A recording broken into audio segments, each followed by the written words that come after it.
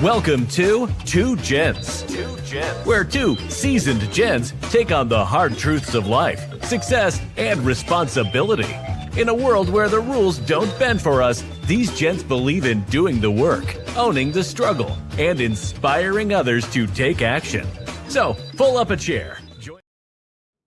Hey, good afternoon. Welcome to Two Gents Podcast. I'm Ron Spikes. I'm here. I wasn't ready. As you can tell, I wasn't ready. I was sitting here and I was going through, I got so caught up in getting some more information on another show because it's something that's going on that most people need to be aware of, and I don't think that they're aware of. And I need you to understand that even today's show, people have gotten to a point, and I'm going to tell you, even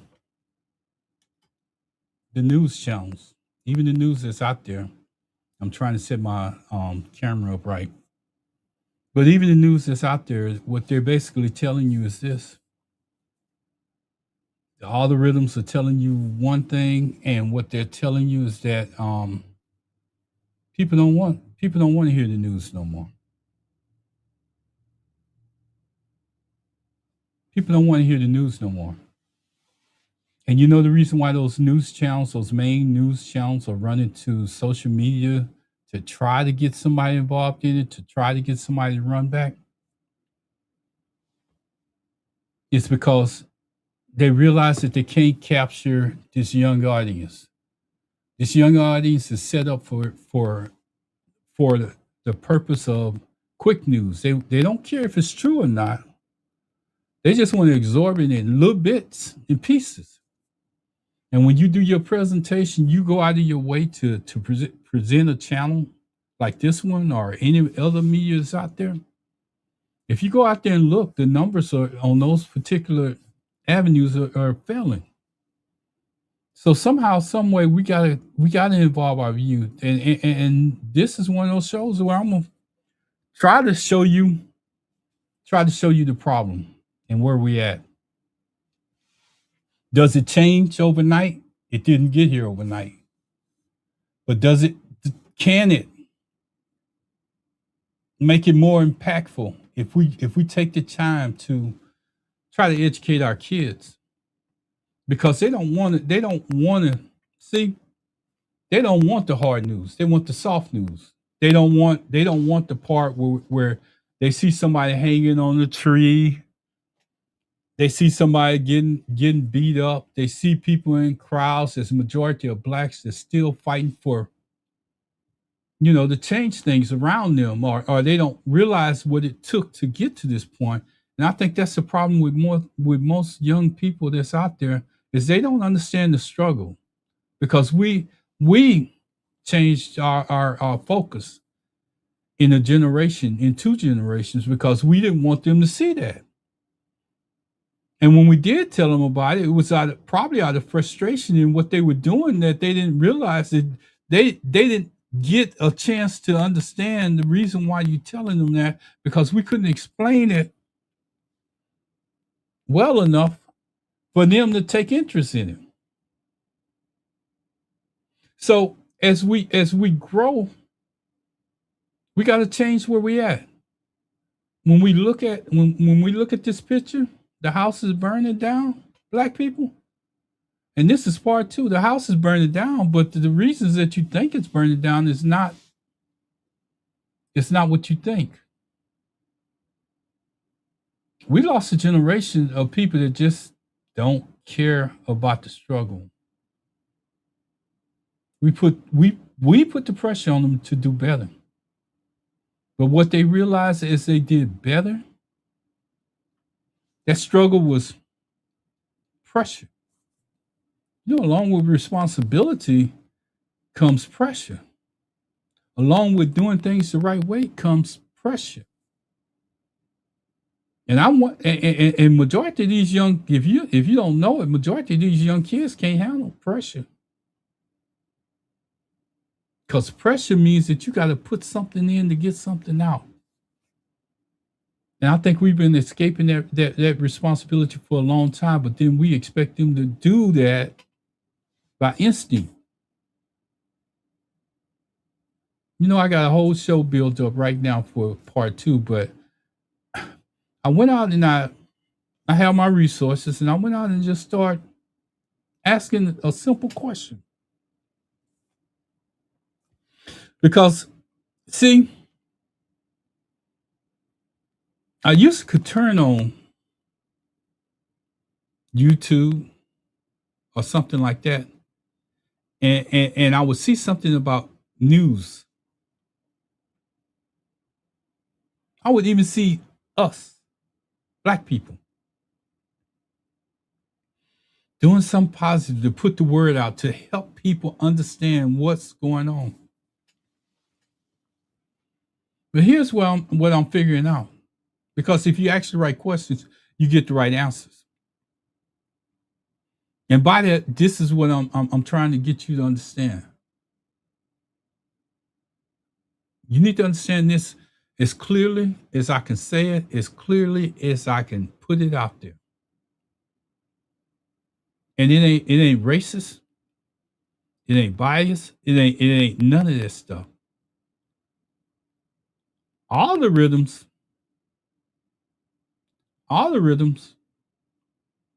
don't care. It's something that doesn't care. It doesn't matter if you trying to educate a people that has been oppressed forever. It doesn't care. Because if people don't listen to it, if they don't give you the time or turn on your channel or whatever information media source that you're putting out, it don't care. And let me tell you the other part, the opposite side of that, because you need to know that too. People our age, when I say our age, I'm talking about people from maybe 50 to 65. We watch the news. We watch the news because we some of the younger people understand where we came from and they want to make an improvement. But majority of the people don't understand where we came from. Majority of that generation is not going to put in the effort. I don't care. And it goes back to what's behind me. The house is burning down, black people. And none of our leaders have a solution. Because this is a different generation, a different time. This is a time that's going to take more from us to interject people. We can't get on here and yell. We can't get on here and get upset because something is going on. What we have to do is get a word that's going to help them understand where they came from and be consistent at it. Because if we're not consistent at it, we're going to lose. But first, let me tell you the first education. The first education is that you're going to have to tell them that they're behind the eight ball. If you don't believe me, I'm going to tell you how to do this so you can understand. Google across the nation. This is a question I want you to ask Google or any chat GBT that you're in. I need you to ask them this question. How many Democrats and Republicans are there per state? And could you list them for me? Per state. And when it lists them, then maybe the next question you should ask is, can you show me an illustration of the U.S. map by state, how many Republican states there are? When you get that, look at it and understand there's an uphill battle. In some areas, it's a little bit different than others. But what it showed me was in the areas where it's mostly blue, we need to start winning more local elections. Because if we don't start winning more local elections, we're not getting to the level where we're controlling anything. Because you have to show. Let me illustrate this so you can understand it. We have to show our kids that there's people in control that look like them. If we can't show our kids there's people in control that look like them, they don't want to hear it. And that's basically what the algorithm is telling you, because they'd rather hear a sugar coated lie, or they'd rather hear somebody telling them something that feels good. And it doesn't matter our delivery process. It doesn't matter how much time you spend on your show. It doesn't matter how much detail you put out there. If you don't get their attention as parents, grandparents, and people within the family, the media that they absorb when they're out there on those tools that they're using, because it's actually a tool that they're using, and that tool is telling them that, oh man, what Dr. Martin Luther King did, what Malcolm X and them did, and Medgar Evers and Fred Hampton, and even Harriet Tubman ain't important to you right now, because we passed that. I know my glasses are getting a reflection from my light, but we're past that. So you guys, y'all need to calm down. Y'all need to sit down. While at the same time they're taking away your voting rights, they putting DEI, they're taking away DEI, and all the rest of that quietly. They're not doing it under the table, behind your back, or nothing like that. They're doing it right in front of your face. And this man that's in, I know. See, this is another thing. This is a gig too. Because if they hear his name during your podcast, that's part of the algorithm, and I guarantee you, they'll pick up on that. And when they pick up on it, you're not gonna have this show like what you're seeing right here, and it's not human.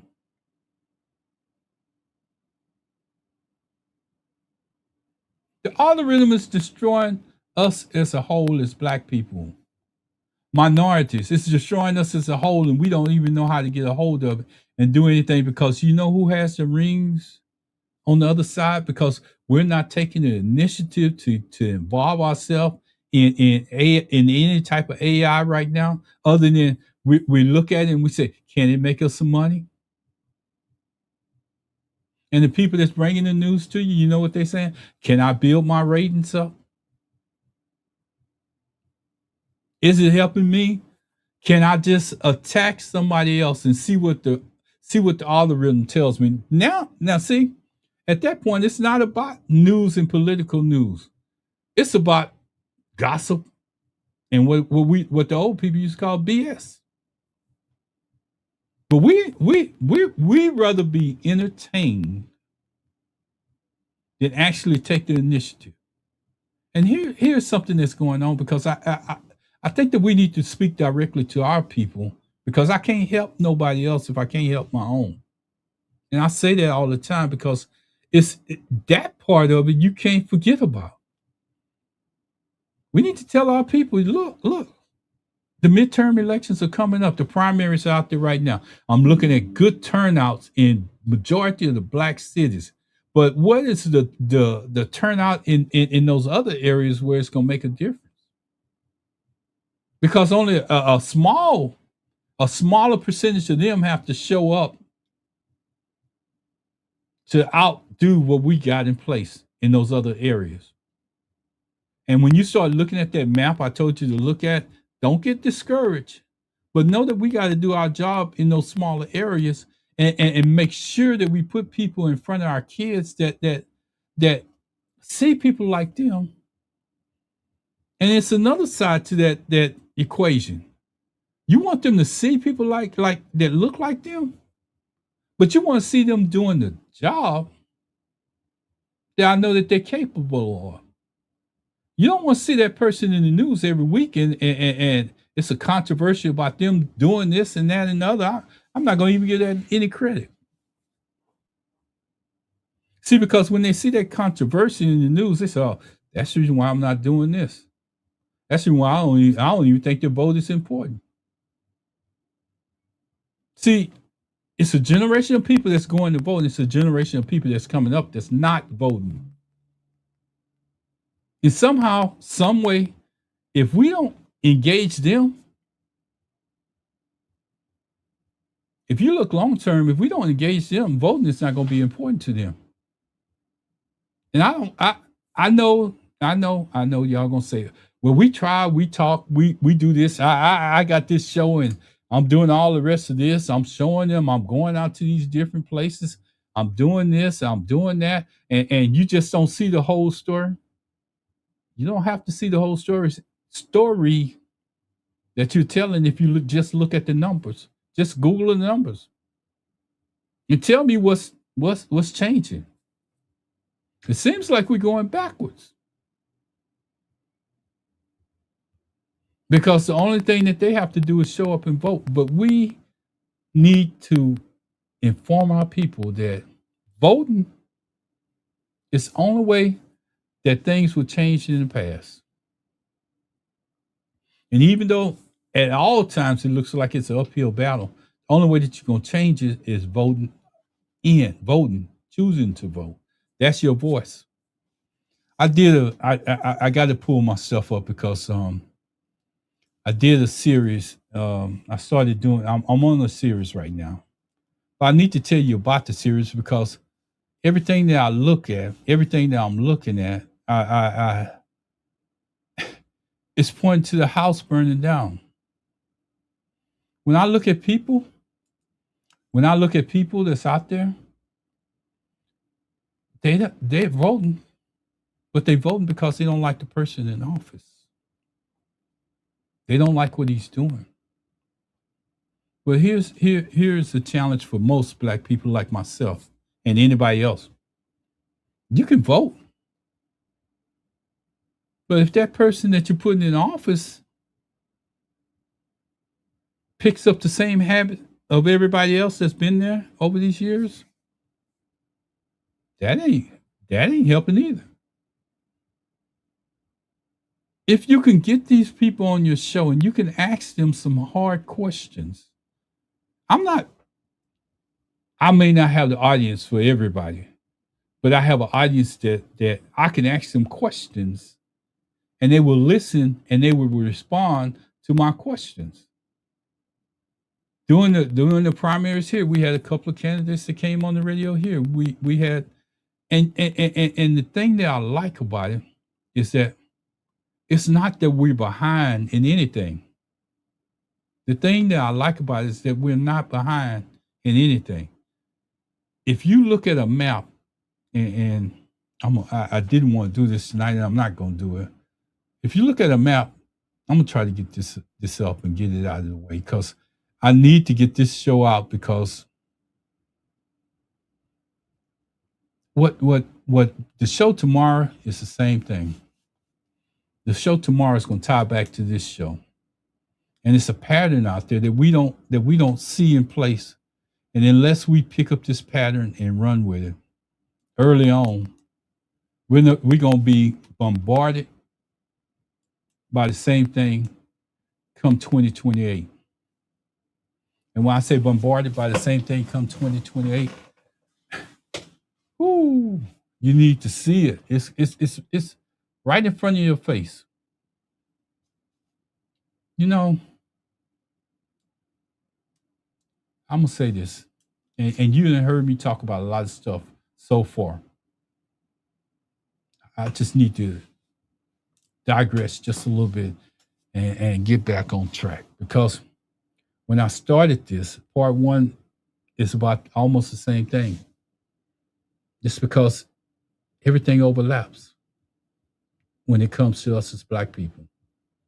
Before we even get into today's show, I needed to say that plain so you can understand where the narrative is. All the rhythms are telling you that it's almost like somebody telling you that black people don't read books. It's mighty funny that we write a lot of them about our struggles and what's going on. We promote a lot of them. We have ministers out there writing books. If they wasn't selling, do you think people would not open a book? They say if you want to put it out there put it in a book, a black person will never read it. Go to all the rest of these shows and tell me what you see behind all these people with these degrees and hierarchy, places that they're in. The first thing they do is put out a book. So if we're not reading them, why are we showing them? Does that show how smart we are, how intelligent we are? Because they're telling us that we don't read books. They're basically the same thing that they're telling us about these the algorithm in these black podcasts are telling us. If you don't believe me, go out there and see what makes the news. See what's making the news. I used to go out there and see those podcasters out there all the time. Now, unless I'm on Facebook,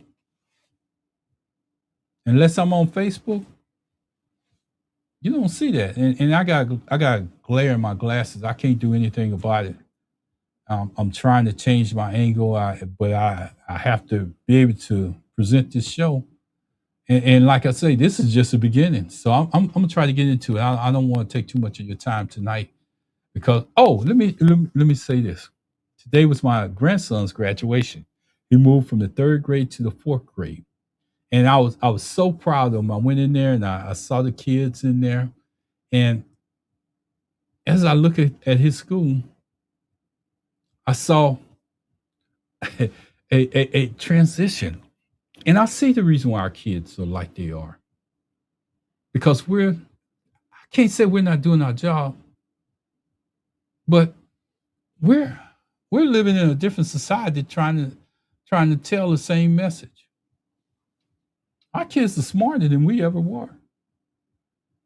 And if you don't think so, start attending some of these young and I'm telling you, he's going from the 3rd grade to the 4th grade. And I'm seeing this. They get along with their peers a lot better than we ever did with our own. And that's scary. It's not scary in a bad sense, but what it tells you is that we might be living in 2 different worlds, and our messaging needs to change, or else we're the ones that's gonna suffer. Because they're already taking away the history. They don't want it out there. And I hate to say this, but here's the hard part of what I'm saying. I don't think our kids want to see it. I don't think our kids want to see the struggle that we went to. And if you sit down and had an actual conversation with them, they would rather just go through their whole lifetime without knowing about what happened. Because if your algorithm or the places where you're getting your information, where we expose our kid to, is telling us that it doesn't matter, because they showing black people getting along with white people, and they showing everybody getting along in this kumbaya fashion, it's okay. But what happens when our kids expect the same thing when they get pulled over by police on a dark street?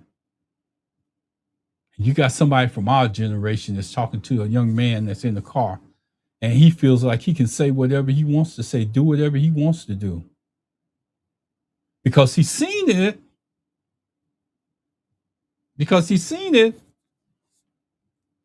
In social media. So let's just take, I like to make real stories because we need to be able to identify. Let's just take George Floyd, for instance. He got pulled over. He was killed right there on the street. Today, I don't think that makes a difference. I don't think that would have exploded like it did today. You can call me, say I'm not right. I might be wrong. But I don't think our younger generation could relate to that.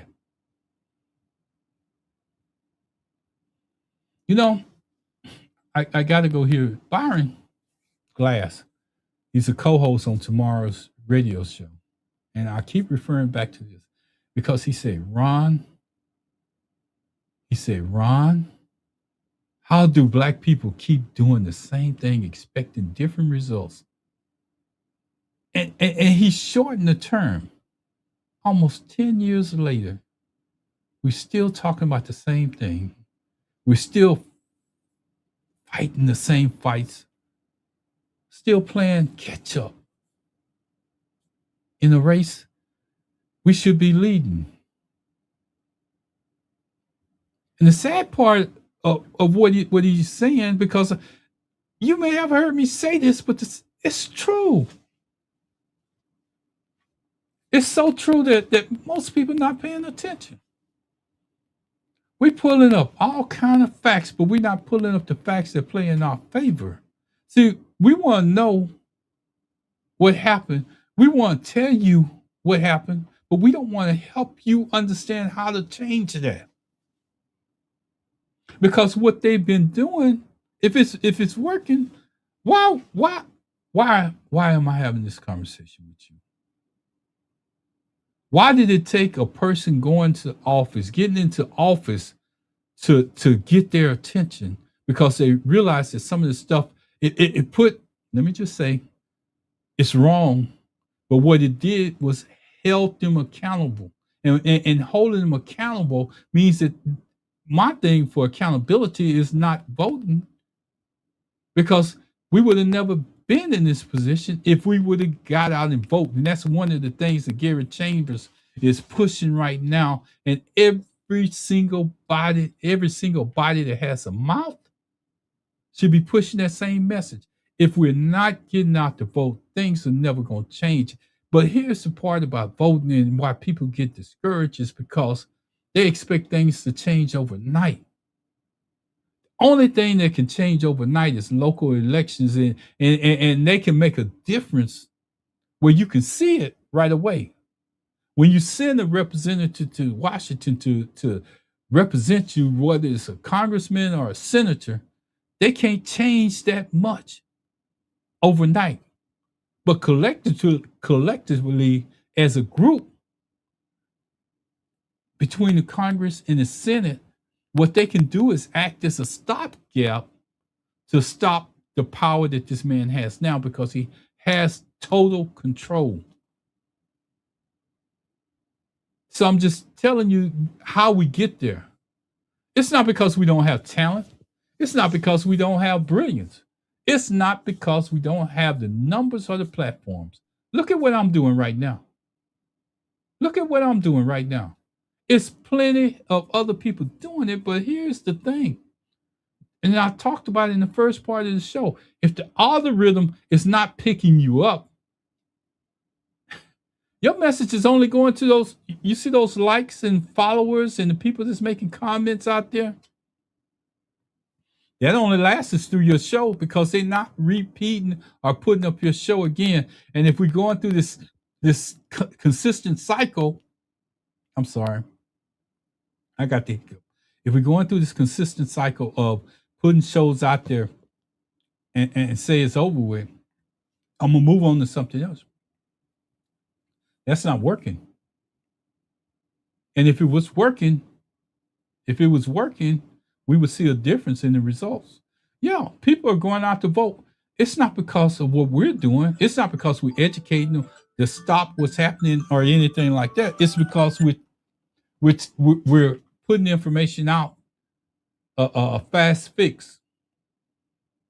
You know how you go out there and patch a tire because it's went flat?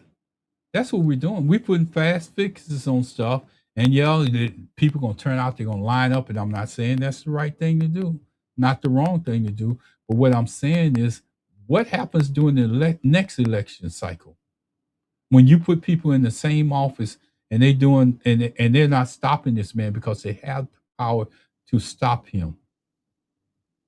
So if you're not electing people that won't change, if you're not electing people that's going to seek change, because change is hard. I'm going to tell you what change looked like. Change looked like Al Green standing up in those chambers saying, you know what? We got to impeach him. You need to be impeached. We need people that's standing up saying stuff that's going to make a difference. See, we're not looking for people that's gonna sit on their hands. And I wanted to call a name, but I'm not gonna do it. The only reason why I called out Al Green because he did it at a time when nobody else. He was censored, but that's what our people did before we got here. They stood up and they didn't care at all costs. And we're at that point where at all costs, except for the sacrificing of our own. And that's going to hit a point because if you go back and look at my other shows, you'll know what I'm saying. We can't sacrifice our own to get a strategy in place to make a difference because if that strategy gets there and it's no better than the last strategy that we had, it's not going anywhere. You know, I say we got talent, we got brilliance, we got the platforms to get the message out, but we keep tripping over each other before we forget, before we get there. And you know how we trip? I'm gonna tell you how we trip over each other. We're more worried about who gets the credit, who gets the shine, who gets the numbers, who gets the mic. And I say the same thing, but I want to drive it to a point where we understand it. And tomorrow when I get on, I'm gonna do something that's different than what anybody else is out there doing. You know what happens when we do it? Issues stay the same. Conversations stay the same. You go to your barbershop, your beauty shop, and I don't even think that conversation is happening because when you go to a barber and beauty shop, they're more concerned about sports.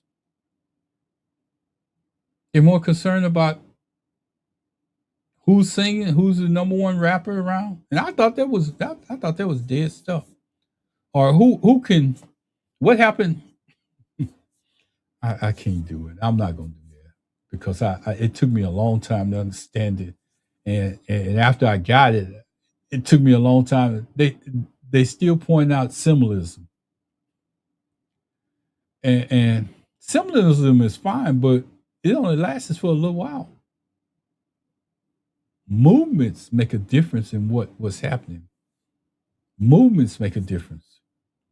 And you can create movements by what we have. This entity that I'm on right now, what everybody else has, the people that have more power than I do. And that's the reason why I'm not getting on here excited. With my voice elevated. You know why? Because we're being systematically destroyed by two things. One, ourselves. Two, by other stuff that we don't even have no control over. Look at, you know, I'm gonna drive home a hard fact, and I want you to go out there and look at it. In the state of Louisiana, with everything that's going on, that Gary is trying to get out the vote in the state of Louisiana, I just want you to look at how many Democrats and how many Republicans there are in those districts. If you look at those numbers, it's going to tell you a story that you may not be prepared to see. And Gary knows this. It's more of them in those states than it is of us. Look at Mississippi, people moving out, empty towns and everything. People have pride that's still in there, but look what they're dealing with. Majority of the cities in Mississippi are deserted. But you know who still has the power in those places? I'm just asking. You know, y'all like hard questions, but you don't like the answers. And I'm not. I want you to go out and find them because that's the only reason why I'm doing this show. Because I'm gonna put the information out, and I want you to go out there and find out for yourself what's going on. Because we have gotten away from that. You want somebody to give you all the answers? No. If you want to change this thing and make it long term, You need to research the answer and start sharing it with your kids so they can understand. So they didn't grown too comfortable. Because people expect things from us that they don't give back in return. See, they expect us to support them. They expect us, whoever they put in front of us, they expect us to just gravitate to them. And they don't look like us. See, because I heard Gary Chambers with clear ears. I heard Chuck Rocher right after my girl.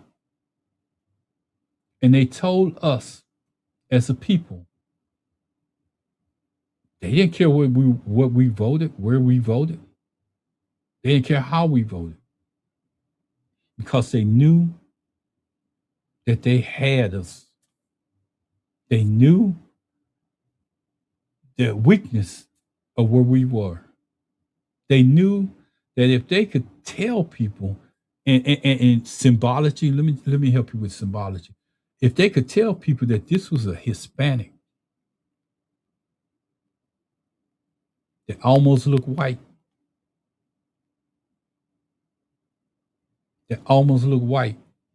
they get two narratives there because they. But see, we didn't see that. No, no, no. In Texas, what we assume is that we got enough people to vote in those major areas, and that's not the case. But I want you to see what's happening. I want you to see this transition that's happening right before your eyes, and then you understand the reason why I say the house is burning down, black people.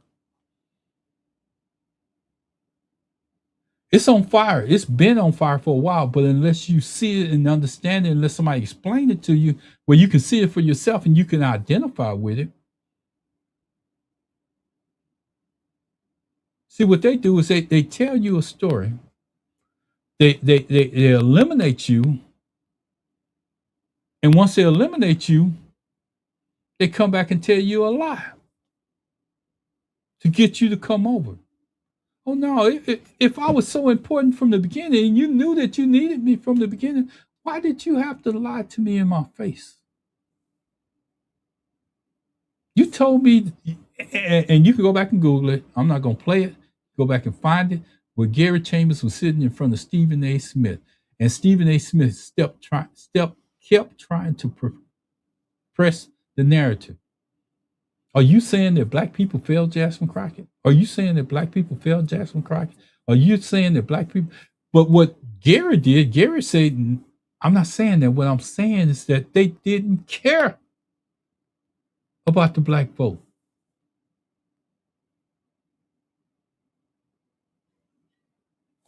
I'm moving on.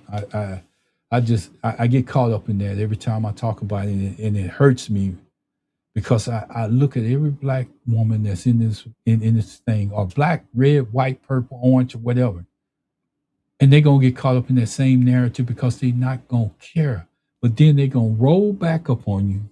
They're gonna start running these ads, and it's starting to happen right here in Texas. And I don't care what these algorithms are telling you. I don't care what they're telling you. Look at who's in them.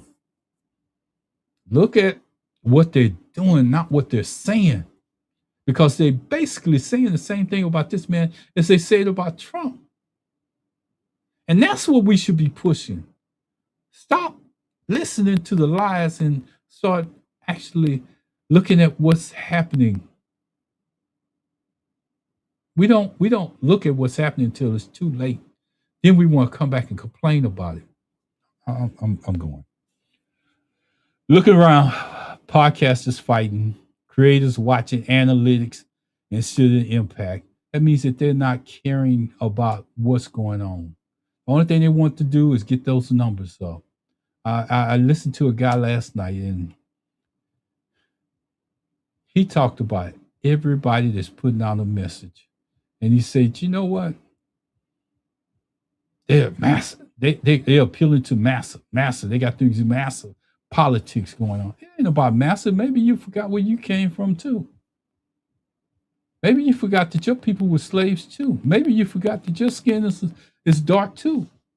Maybe you forgot that your suffering, not yours, But your people suffering before you got you to where you at. And see, if you don't, if you can't remember that, you got a problem. We do not have a message to get the network to. We do not have a network to get the message out of this real problem. But here's the problem: when you form a network under one roof, and you try to do the messaging from one point, you're gonna fail because they can destroy it. They can destroy it. They can cut off the head, and the snake will follow, and the rest of the body will go away. When you try to message or go out like that, and that's what we're doing right now. See, somebody can come out with a good message, and think about the heads that's been cut off: Dr. Martin Luther King, Malcolm X, Medgar Evers. I keep saying Fred Hampton because what J. Edgar Hoover did to him was just as bad as Martin Luther King. And if you go back, again, that's just some history that you're gonna have to look at. And the reach exists, the technology exists, the audience exists, but the discipline to stay on point, on message, doesn't exist. If we don't come up with a shared mission and stop attacking each other, we're doomed to fail. We keep falling short there. I don't know how we get back there. But I'm gonna tell you something. I do have solutions on my third part of the series after tomorrow night because I want to get. I've been doing this burn the house series, but I want to get somebody else's opinion besides my own.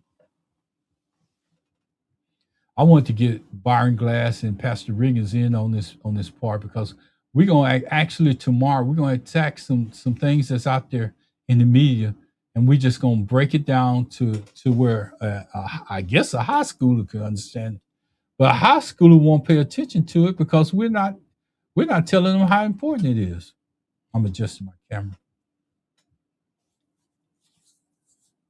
Let's be honest. It's not that we don't have a message. It's not that we're arguing about who gets to deliver it. Who gets? We're so caught up and I don't want to repeat myself. The issues stay the same. The conversations stay the same. The outcomes stay the same. Black people, we aren't failing because we don't have a message. We're failing because we don't have unity behind the message.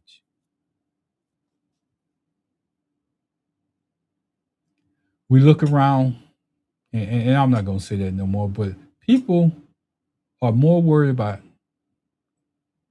how they can get their numbers up and attacking other people that's doing the same thing that I am and saying at the same time that their numbers are bigger. So I don't care what the process is, but do you know you tearing down a fight when you make a message like that? You tearing down people that have lost their lives. You tearing down people that have given blood. You basically just saying that pulled together for George Floyd wasn't any good because you want headlines. You want your sources to go up. At what cost? We already seen the sacrifice. I can tell you a sacrifice right here in the state of Texas. It was a sacrifice. And that's what they did. I don't know how they're going to clean it up, but they don't care. You know, if let me just say, I always say, let me just say before I say something that's going to make a little bit of sense. Yeah, I know you want me to call out names. I'm not doing it. I'm not here for that. I ain't dragging nobody. I'm not starting no beefs. I'm not creating a drama machine. I'm trying to get you to go forward because there's so many things that's against us that if we don't realize that we got to go forward, we're going to be stuck. For the last 30, 40, 50 years, we've been stuck in the mud using the same results. I told you I wouldn't call it no names. I heard somebody talking about, well, we need to get out and march. We need to get out and march. We need to do this. We need to do that. Do you know that after that media goes away after 2 or 3 days, do you ever see a news channel come back to that? Unless something bad happened in that cycle. What we need to do is consistently put out a story that people can identify with and change the narrative of what's been happening for the last 30 or 45 years and bring everybody up to a point where everybody's seeing the same thing going on at the same time. And I don't know how we're gonna do it as the people that we are, because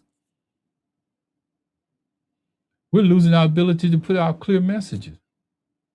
We're actually making the algorithm write us off because kids are not paying attention because they don't see education going on. They don't see some problems. They don't see a solution. Now, I'm here to tell you, they don't see a solution because we're not giving them one. You know, my podcast proves something important. We do have a network to get the message out. Everything, the infrastructure exists. It's right there now. The reach exists. But do we have the discipline to align the message, to align the mission? I don't think we got it. And that's where we keep falling short. I think that's where we keep falling short.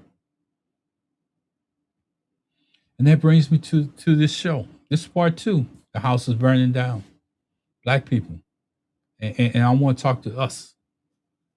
We are arguing about who gets the microphone. Our house is burning. Our house is burning from ways that we have no control. All the rhythms are saying, oh no, kids don't want to see that. People that's listening to social media don't want to see that. They don't want to see you talking about this, man. They don't want to see any of that. They flip on it, and then within the first 5 minutes or the 10 minutes, they flip off of it because it's not attracting them.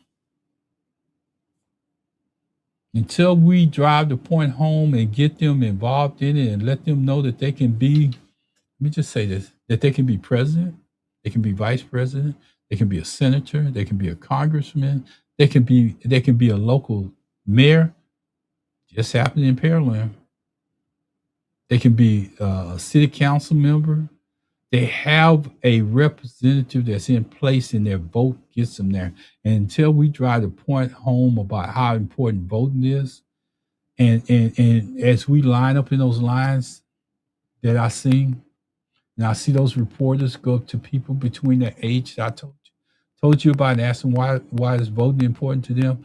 I wish and I pray that they would go up to a younger voter in those lines. And if we have the means to do it, I wish instead of going to that voter that's a starch hard voter that's in line and you know that you already got his vote, when you see those people in line, I wish that we would go up to the younger people that's standing there and ask them, why are you out here voting?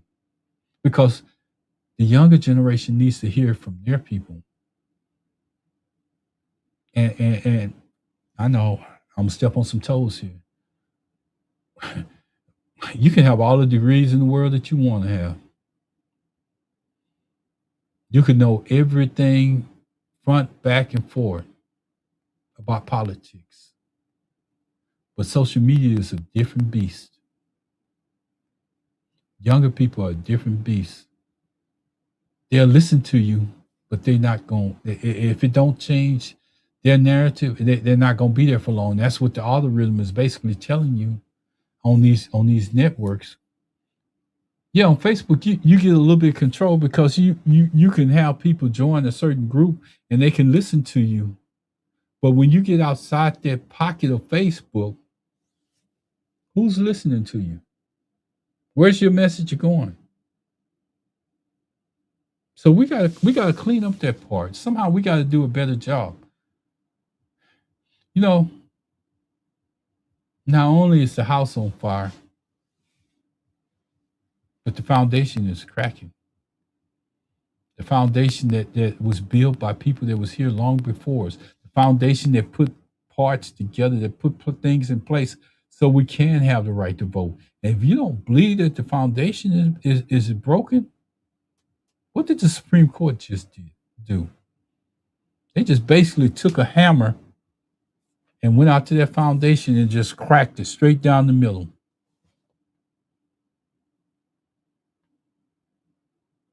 The questions that we should be asking young people is, do you see a future?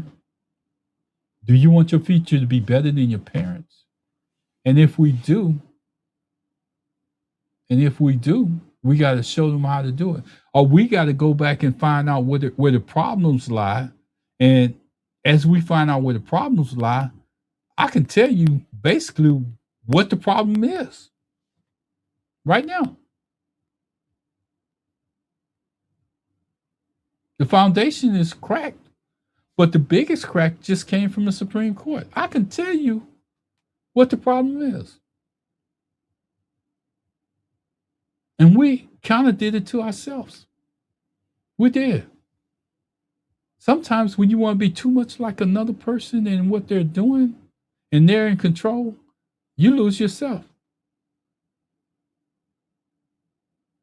On Wednesday, when I get on this air, I'm going to put out some information. And it ain't going to be about talking about what's going on. It ain't going to be talking about what's happening right now. It's going to be about the things that we can do to change the narrative in a short period of time and probably get it back on track. But if we don't take the precaution to do that, next 10, 15, 20 years or 30 years, we're going to still be behind the eight ball. Because and here's a hard truth. Because if it took us 30 to 40 years to get where we at right now, and I'm gonna give you an example, and I'm gonna tie this to an example. It's not a rumor. Ronald Reagan was one of the most prejudiced people that was out there. But see, we continue to allow people to sweep stuff up under the rugs without paying attention to it. And he said it directly. Gary Chambers just talked about a sheriff that has a plan, but he doesn't want to put it in effect till after the election is over with. So he can save his place, so he can be in the power.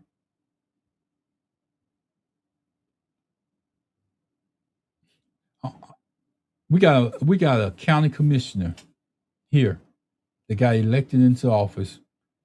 And it wasn't because she couldn't do the job, but she got elected into office at a time where they were still doing that all Democrat and all Republican. And they thought they were so smart that they changed the rules. So the Democrats, they just knew based on the numbers, what I've been telling you, with that Google thing I asked you to go out and do, see how many Republicans and Democrats are in your state. You're not worried about where they sit at and what position they hold. Just look at the numbers as a whole and tell me what you see, because it tells a story.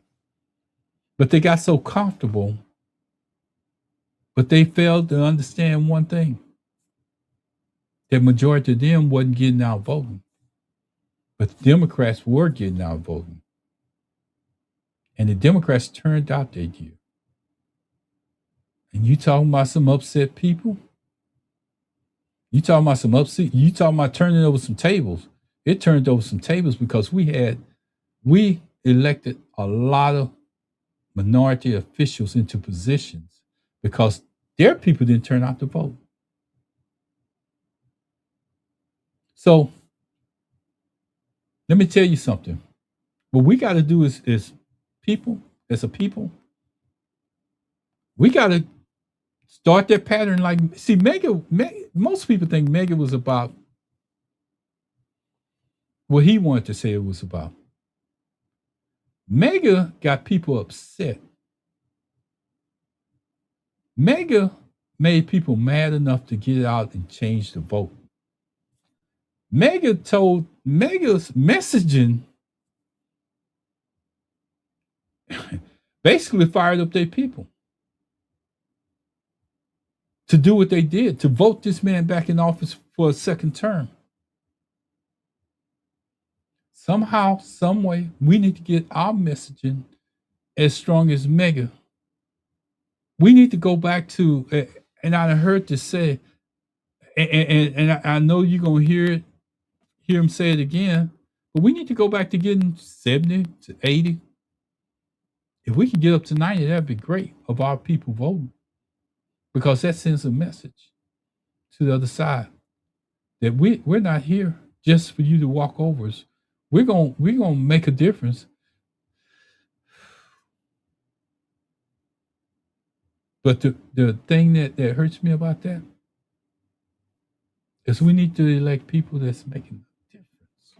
Make people that's gonna make a difference. People that's willing to stand up on committees and get kicked off of them because it's not benefiting the people that put them in office.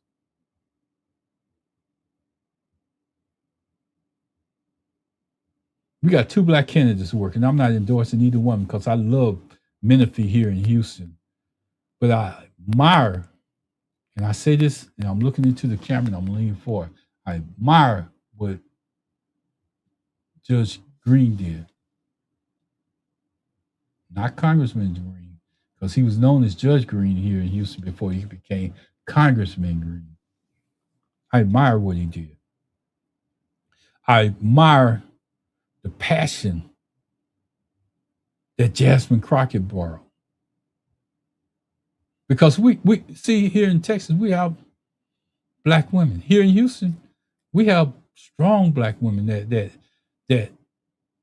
don't mind expressing themselves. As a nation, somewhere, somehow we lost that. And I'm gonna tell you, try to make an example of what I'm saying so we can get out of here. Harriet Tubman said, I could have saved more if they only knew they were slaves. Say that again. Harriet Tubman said she could have saved more if they only knew they were slaves. And the real reason why I'm telling you that message is because this. If we don't put representatives up there like us that realize that we voted them in, and we keep doing the same thing over and over, sending people on their merry way, after the second term, it becomes name recognition, no action. That's a pattern that we establish. That's our fault. It's not that person that's in office. If they come on, and this is what I will tell you, you can go on the debate stage, you can do whatever you want to do. But if they come into your platform and they want you to get them to get people to vote for them, we should ask them the questions that our public wants to know, not the questions that's going to keep them coming back on your show for the next time. Ask them some hard questions like, what are you going to do for our people when you get there? When you sit there and they're making decisions around you, and you have to make a decision, either I'm going to vote with the group or I'm going to vote against the group. I need a person up there that say, hey, I don't care if this is my last term. I don't care. I want to go with what's best for the people. And I'm going to use this example because I'm going to use this example until I get off the air, until I just decide to stop doing this. And this representative say it clear, and this is the way our government should work. If it's not working like that, we're defeating ourselves. If we can't pick up a telephone and make a call to a congressman or to a senator, or even a vice president of something that's going on locally, that's coming from the federal, maybe those are not the people that you want in place because they're too busy. They're too busy making telephone calls. They're too busy running their own agenda. Because if it's not changing you, why are you supporting them? Ain't no excuses. If it's not changing you, why are you supporting them? So before we start, before we get into this, before we get to the end, I want to make my closing real clear. The house is burning down, black people. The house is burning down. I don't know how to tell you no more than that. It's burning down in front of you. It's burning down in ways that you can't control. Our social media platforms, that's what they're going after right now. By making the algorithm not put up the message. I went on there today and I looked at the shorts. I used to see my podcast come up on even on my own short algorithm. You know what I saw today? One. One. And I'm going back and figure out how he got there because unless I can figure out how he got there, I can't change it. I can't change my own situation. So that's what I'm asking you to do. Go out and do your own research, find out what's working for you, not what's working for me, but go out and do your own research. I kept calm tonight. I may not be able to do it during the next show because I need to deliver a punch. Because I said that I have an answer to what our problem's been. And it's been happening over a long time. But if we don't correct that part of it, everything else is doomed. We don't have nowhere to go in the future because they're tearing that down too. So I'm just saying, stick with us. Join us tomorrow night on Two Gents Podcast with Pastor Riggins and Byron Glass. I'm going to ask them some hard questions and we're going to go through it step by step. Go out and Google it or whatever. It'll be there. I should just let you know that we got to change. We got to change. And nobody else going to do it. But we got to start. And it's going to take some time to make this change. Just like it doesn't matter if we put a Democratic Senate and Republican Congress in there. It's going to take them some changes to stop what's going on. And once they know after the election that until these people get sworn in, expect a crazy period of time because they're going to make it so difficult and to work so hard that we're expecting people to go do. It's going to look like they're not doing anything. But continue to vote, continue to support, continue to not only register, but carry through with a vote. And if you can, check everybody within your own household. If you care enough, make sure that they following through with the vote. No more excuses. Check if you check anybody else, ask them. Say, are you voting? I know I had 4 voters cards show up to my house, and I listened to my other son that's out of state. He said, "Hey, Daddy, I went down there was a lot of people." I say, "Son, you need to go back and get in that line if you want to have a voice." That's what we got. We got to keep that going. Keep that going. So I'm gonna get out of here. I hope I didn't bore you. I hope I took you to a place where you see things getting better. I hope I identify some of the problems that's going on. I may not have given many solutions today, but stick with me because Wednesday is going to be about solutions. Tuesday, we're going to talk as a group because I need to have feedback on how we can change it if we don't change it. So Tuesday is going to be about that. Now, I got it wrong, so just correct me. Tuesday is going to be about going down the list and getting both people's opinion. If you want to call in or you want to message me or make a comment during that time, please do. That's at 7:30. So I'm going to get out of here. I hope that this reaches the people that it needs to reach. And I hope that the message is clear because if the message is not clear, analytics are destroying us because they don't want to hear the hard news no more. And the analytics are destroying us because our kids don't want to pay attention to what we're saying. And that's part of the problem. I enjoy these shows, man. I sit here and I want to make sure that I follow my script and I get off because I get excited, but I'm going to do a better job of not getting excited, but delivering the message. So please join us tomorrow night at 7:30 where Pastor A.F. Riggins and Byron Glass, that dynamic individual out of Louisiana, will be on, and he's going to tell you, we're going to have it from 3 different angles. If you never notice us, we on Wednesdays, I'm gonna come in and make commentary. That's what I'm gonna do. Byron's gonna come in and throw out the political information that you need and give you examples of what's going on. But Pastor Riggins, he's gonna tie it back to the Bible from where our strengths come from. If you don't believe me, check me out on Wednesday. Talk to you. Good night, everybody. I enjoy doing this show more than anything.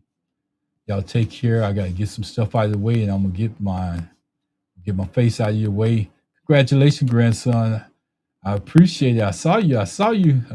I got to get that out. That's my own. Y'all take care. Bye-bye.